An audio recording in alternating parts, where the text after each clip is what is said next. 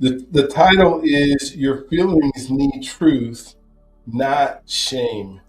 This is huge because like yesterday we talked about shame being one of the worst um, of all time emotions because it takes you into a dark place. And so when we think about it, your feelings and the emotions that come with shame, we need to um, think about truth. The Lord is close to the brokenhearted. And the verse today, the full verse is Psalms 34:18. The Lord is close to the brokenhearted and saves those who are crushed in the spirit. Have you ever felt just crushed in because of something that you thought you did that affected somebody else and you did not know how to get away from it? I think a lot of the television shows of today spend a lot of time on shame because that is the plot, that's the twist, right? Something goes wrong, I did something wrong, I'm not good enough, and then it goes through whether it's a now this is the reason, like if you're in criminal minds, this is the reason that they have to kill somebody, or this is the reason that they couldn't go on, or this is the reason that we can't move forward. And then by the end of the show, there's an outcome. But God, help me to bring my feelings to you without shame. And the truth, feelings are signals, not enemies. Feelings are signals, not enemies, but sometimes we can believe that they are our enemies. You don't have to. Let me make this a little bit bigger so you guys can see it. All right. You don't have to shame yourself for feeling tired, right? Why do we feel sorry? Sad, afraid, disappointed, or overwhelmed. Emotional honesty becomes holy when you bring it into the presence of God and let truth guide it. It's okay to be tired. It's okay to be sad. It's okay to be afraid. It's okay to be disappointed, or it becomes you'll even be overwhelmed. And sometimes, as believers, we believe that we should always be on top of our game. We believe that we always should be able to serve in a way. Because we even say, like, dear Lord, give me the wisdom to do the things you put me on this earth to do in a way that pleases you and serves others.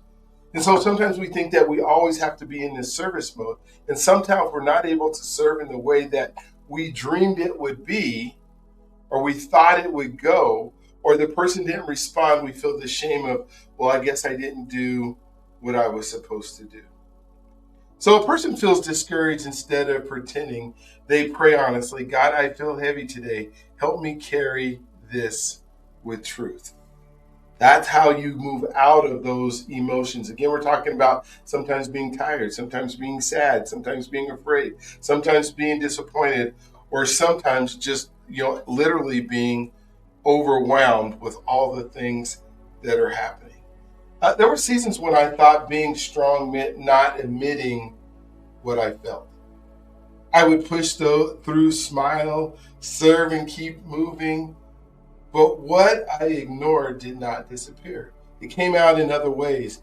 It came out in impatience, fatigue, distance, and probably more importantly, just frustration. It's not going the way I want it to go. I'm not able to help the way I'm able to help. How come this person isn't listening to me? And so God began to teach me that honesty was not a weakness, it was a doorway.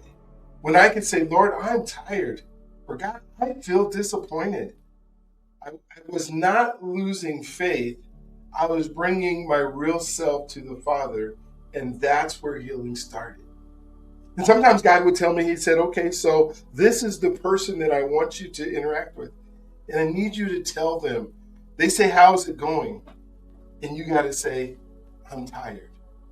Not I'm tired that I can't go on, but I'm just tired. I don't know what to do. What have you done when you're tired? And sometimes that interaction, first you've given it to God, now you're actually communicating with somebody else in your life. Yeah, I'm disappointed. I really tried super hard to get this done and it didn't work out the way I wanted to. What have you done in your days of disappointment? That's why I think these devotionals are so important in the time that we spend talking about some of those things that become heavy on our heart, but we don't know how to express them to others in a way that doesn't make us feel shameful that we're even feeling that way. Right? So naming emotions help. This is the mind, the what we call the how our brain works portion of what we're doing today. But when we think about naming emotions helps regulate them. When you identify a feeling clearly, the brain can begin to organize the experience instead of reaching blindly to it. The experience instead of reaching blindly to it. So your brain may not know how to categorize the emotion that you're feeling because every disappointment, every frustration is a little bit different. But when you name it, you go, wait a minute, I think I'm frustrated right now. I'm acting kind of crazy. I'm being irritable. I'm not expressing. I'm not being nice in this moment. Why? And you talk to your brain and you say in your thoughts, I guess, or you can even say it loud, maybe even better. And you say, wait a minute, I think I'm feeling frustrated. Why am I feeling frustrated? Boom! Now your brain goes, oh, this is what happened. This is why you're frustrated. This is why. How have we dealt with this before? And how have we overcome this? And now it can go to help the solution instead of ruminating on, I'm feeling more frustrated. I'm feeling more irritable. I'm feeling I just got to get away. I need more time. If that's what you need, go ahead and take the time. But at least identify so your brain can go to work on it. Emotional labeling can reduce intensity and help the thinking brain engage more fully, creating space for wise response rather than automatic reaction. And our whole goal here, as we're training our brain and we're working our mind, it doesn't matter how old you are. You could be 20 years old or you could be 70 years old. We're still creating space for response rather than automatic reaction. And the more of your life, and I know for me, as I get older and I understand this thing, my reaction to situations seems to be a lot calmer because I can start rationalizing. My brain is now has a muscle that knows, wait a minute, take a deep breath, slow down, let's see what's really going on. Now let's begin to figure out how we can solve it. So today in our heart connection, God can heal what you are willing to bring to light. God can heal what you are willing to bring to light. One more time, God can heal what you're willing to bring to light. The invitation is, what feeling do you need to bring to God honestly today? What is that emotion? What is that feeling? What is that thing that's going on that you have to say, ooh, today, I didn't really feel like waking up today because I didn't want to deal with some of the things that I'm dealing with.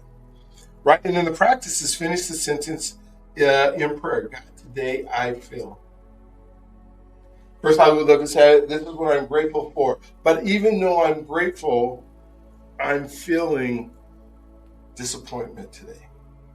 I'm feeling like today is not going to be a good day. Why are you feeling that, right?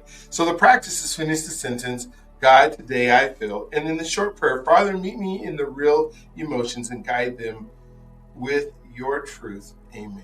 The blessing, may your feelings become places of honesty, healing, and deeper connection with God.